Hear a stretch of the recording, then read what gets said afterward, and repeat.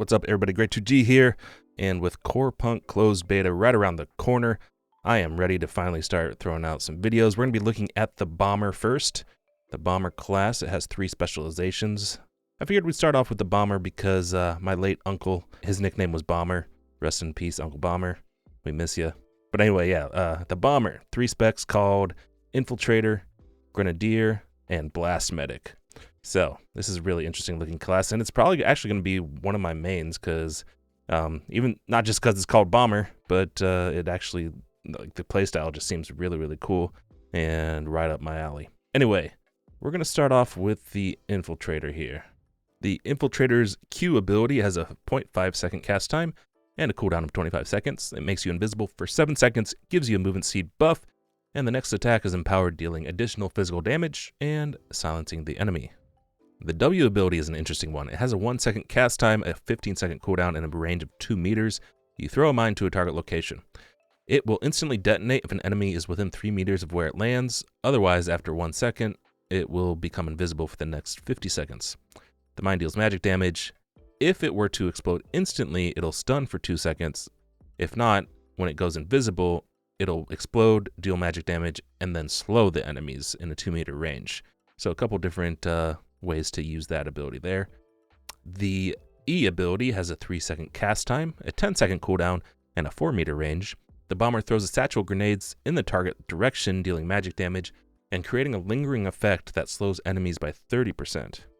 The R ability is an instant cast. It has a 60 to 160 second cooldown and a 5 meter range. The cooldown, by the way, is affected by different ways you can reduce it later on in the game. But anyway, the Bomber jumps to the target, dealing physical damage to all within range. If the target is a hero with less than 20% health, they are killed instantly. And the cooldown on the R ability resets instantly. So that's pretty sick. I know there's a similar abilities in a lot of the MOBA games out there. My particular MOBA was Heroes of the Storm, and Greymane had an ability exactly like this, and it's very, very OP. Okay, and the special ability. Every time you deal critical damage, it reduces the cooldown of all the Bomber's abilities by 1 second. I'm assuming that's all of them. If that includes the R ability, that's pretty nuts. And attacks and abilities that hit an enemy in the back have an increased crit chance of 50% by 50%. Pretty freaking crazy special passives there as well. So yeah, Infiltrator sounds really freaking strong. All right, let's move on to the Grenadier, which is kind of a support / DPS class. Yeah, let's talk about it. Q ability, instant cast, 12 second cooldown. The Bomber deals magic damage and pushes an enemy away. And when used on an ally, they are dragged to the Bomber and gain increased movement speed for 3 seconds. So that sounds like it'd be a really nice troll ability if you want to troll your friends with. The W ability is an instant cast with a 15 second cooldown and a 9 meter range. The Bomber throws a grenade that sticks to the target and explodes after 2 seconds. Enemies in the blast range of the target take 50% of the damage dealt and are slowed. When stuck to an ally after exploding, the grenade gives allies attack speed and ability haste. So you can see how this is kind of a support class in a way with that ability there too.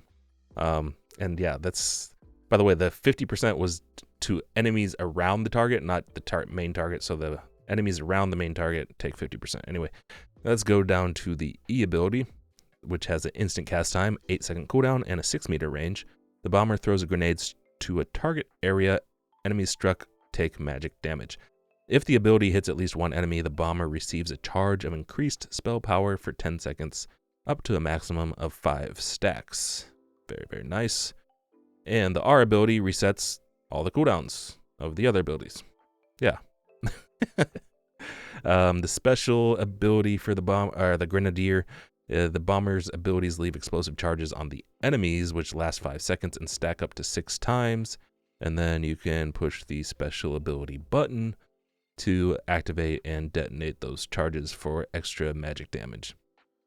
So yeah, seems like a mostly AoE type of as a Grenadier, you would expect mostly AoE stuff. So looks like a pretty good AoE class there.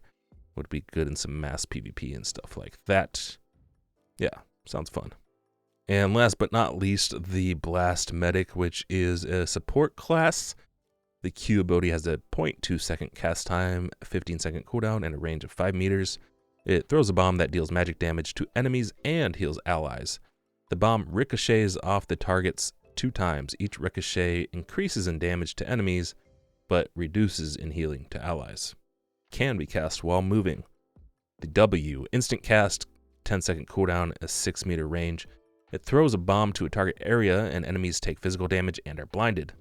The bomber and allies who were in the range of the explosion are buffed and take reduced incoming damage. The E ability, instant cast, 30 second cooldown. The range was not listed for some reason, but let's read the ability. The bomber sends a clone into a target direction. When you activate E again, the bomber will swap positions with the clone.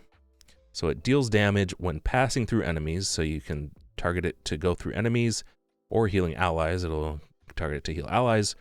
And then when you swap between the bomber and when the bomber and the clone swap positions, any enemies that were in between will be stunned, and allies in between will get a movement speed buff. So pretty interesting ability there. This sounds like a really fun class to play. Now the R ability has a 0.5 second cast time and a cooldown of 100 to 130 seconds and a range of 7 meters. You send a drone to your target for 7 seconds. If the target is an ally, they receive periodic healing, a movement speed buff, and any movement reduction effects are instantly removed. If self-targeted, the bomber gets a shield that reduces the attack speed of attackers when they hit it. And if the target is an enemy, they will take 10% extra damage as well as additional spell damage from every basic attack. Alright, now the special ability of the bomber has a instant cast time and a 15 second cooldown. So the bomber gets 3 passive effects which rotate every 5 seconds. When toggled, the current effect is extended by 10 seconds and empowered. So the first passive is an outgoing healing that is increased by 10% or 20% when empowered. The second one is attack speed increased by 10% or 20%. And the third, basic attacks do area damage and do increased damage when empowered. So yeah, this will be constantly swapping. These passives will be constantly swapping, and you have to kind of pay attention to like whatever you need at the moment. If you need some AoE damage, go ahead and toggle the special ability for some extra area damage and physical damage. Or if you need extra healing, toggle it when the healing one is up, and attack speed and attack speed. Yeah, so pretty cool stuff there. I feel like this might be my main class. I'm definitely going to be playing a support. I'm like 99% sure I'm going to be playing a support in this game. And this one is looking like one of the more interesting ones.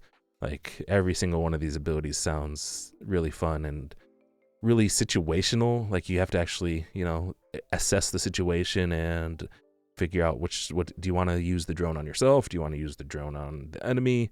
Or do you want to send your clone through the enemies? Or do you want to use it for a little extra healing? Lots of choices and stuff that you can do with all of these abilities. And yeah, sounds like a lot of fun. Anyway, yeah, that's it for the bomber, the blast medic, the grenadier, and the infiltrator. Let me know in the comments what class you guys are looking at, or if this is the first time you're actually looking at one of the classes in Corepunk. I know a lot of people, this game has kind of gone under the radar for a while, but it's looking like it's going to be one of the best ones to release this year. I believe it's still slated to release this year, but yeah, if not, it's the era that you should take your time with your games. We've seen a lot of big fails over the last few years from people rushing out their games. Anyway, yeah, thanks for watching, everybody. Hit that like button if you found this interesting or informative, and we'll see you next time in the next video. Yeah. Anyway, peace and GG's.